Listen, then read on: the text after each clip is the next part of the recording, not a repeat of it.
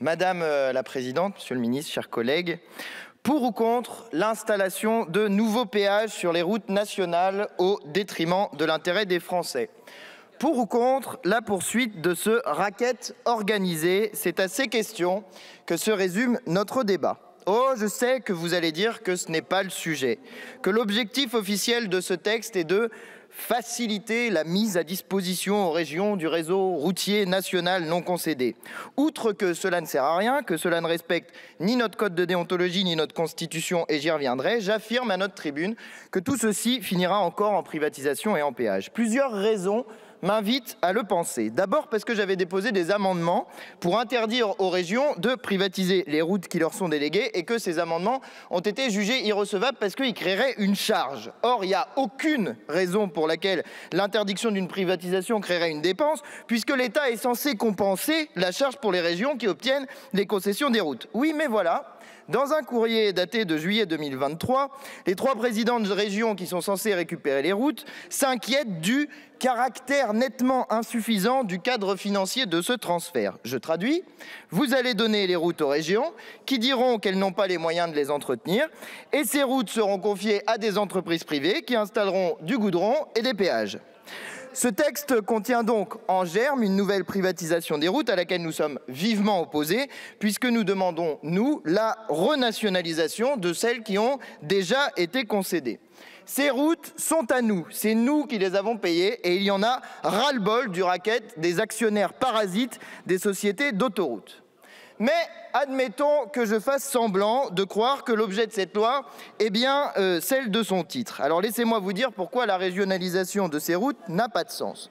Je passe rapidement sur la bureaucratie que vous inventez, mais je tiens quand même à en parler pour faire un peu rire les gens qui nous écouteraient et qui nous écoutent au moins en tribune. Donc, vous concédez aux régions des routes détenues par l'État, mais comme les régions n'ont pas la capacité de les gérer, vous leur confiez aussi des agents de l'État détachés pour le faire. Mais ensuite, vous confiez à ces agents les pouvoirs que vous déléguez aux régions.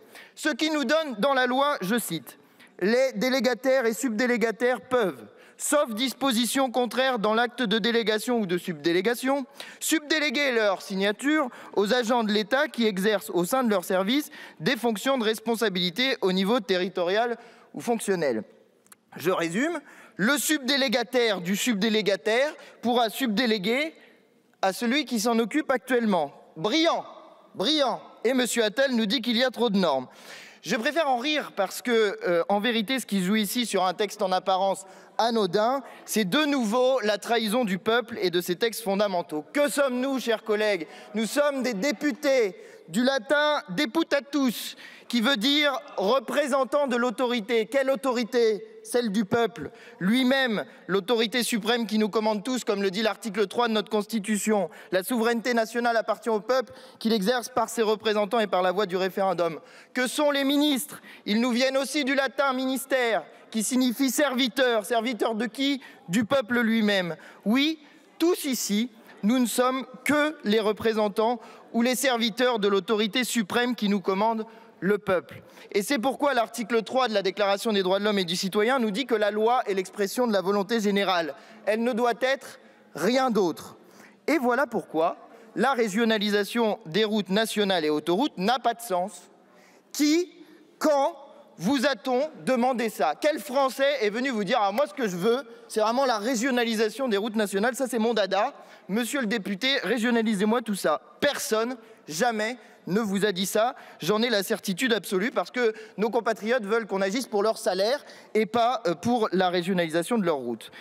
Mais je crois que ce texte est aussi contraire à la Constitution puisque l'article 9 du préambule de 46 nous dit que tout bien dont l'exploitation a les caractères d'un service public national ou d'un monopole de fait doit devenir la propriété de la collectivité. Les routes et les autoroutes sont déjà les deux.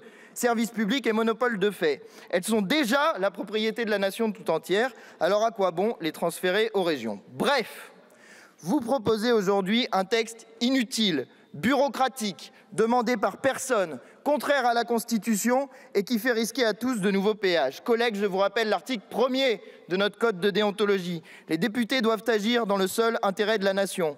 Alors, agissez dans l'intérêt de la nation, repoussez ce texte, c'est en tout cas ce que feront les Insoumis.